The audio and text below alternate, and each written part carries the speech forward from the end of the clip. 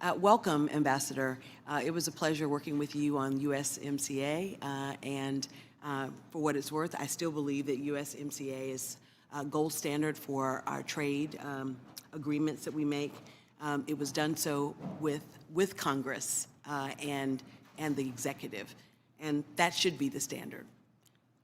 Unfortunately for both of us, President Trump has decided that he doesn't want to work with Congress and that he is not bound by our Constitution or trade laws. President Trump has unilaterally imposed the largest tax increase on working families in decades by implementing broad tariffs that are crashing the economy and threatening the livelihoods of so many working families in Alabama and all across America.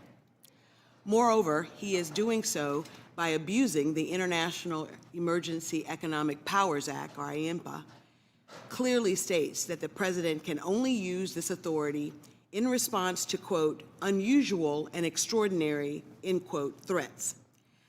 However, both you and the president have described the trade deficit as persistent. I don't know how you can claim that our trade deficit is persistent and at the same time use an emergency authority which requires it to be, quote unquote, unusual. My question to you, I have a series of questions, and really I just want a yes or no answer. As our trade representative, do you believe there are any restriction on President Trump's emergency authority, or do you believe that President Trump has unlimited power to tariff any country for any reason? Yes or no? Congress has put a number of limitations on that authority. So is that a no? It is not unlimited. It's not unlimited.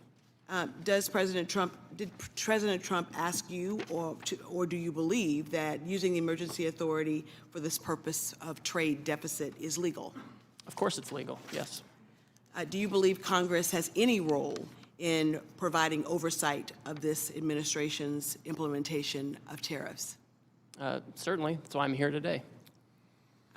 Many of us on this committee have serious concerns that foreign nations will be pressured into negotiating as a result of this. And those negotiations could also extend to them purchasing the Bitcoin with the president's name and face on it. That would be illegal, right? I have never looked into Bitcoin purchases by foreign countries. Reclaiming my time. With this, are tariffs regressive or are they progressive tax?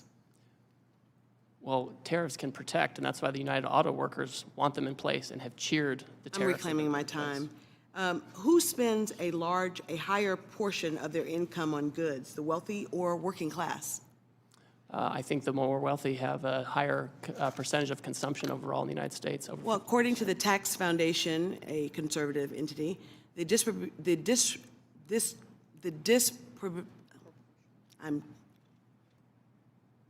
how things are distributed are more regressive and put a higher burden on lower income households more than higher income households. The top 10% of incomes account for about 50% of consumption. They do. And so I think for what I'm getting at, Mr. Ambassador, is that my Alabama constituents are very, very worried. I was home this weekend, and Miss Jackie, who owns Reflections, a coffee shop in Selma, Alabama, right near the Edmund Pettus Bridge, a place that she couldn't have, when she was growing up in Selma, go into, she now owns. It's a coffee shop, and she's really, really worried that the price of coffee will go up so high that she will not be able to keep her store. And she just, this is year number 3, it's a very popular store, but in Little Selma, Alabama, where the price of coffee is already $5, $4.99, increasing it even more would shut her down. And so my constituents have lots of questions to me and to, and to this president with respect to why we are choosing to go down this path. His tariffs amount to the largest tax increase on those families. It's bad for Alabama farmers who are facing retaliatory tariffs. It's bad for consumers who will see prices skyrocket. It is horrible for those who are retired and depend upon their retirement to live and seeing the stock market go out of control. So, sir, this is really dire for a lot of folks that I represent. Dire for a lot of folks that I represent. And we can't wait for things to get better. And so I really urge you and the president to think about the least of these, the most vulnerable in our society, and how they're going to weather the storm.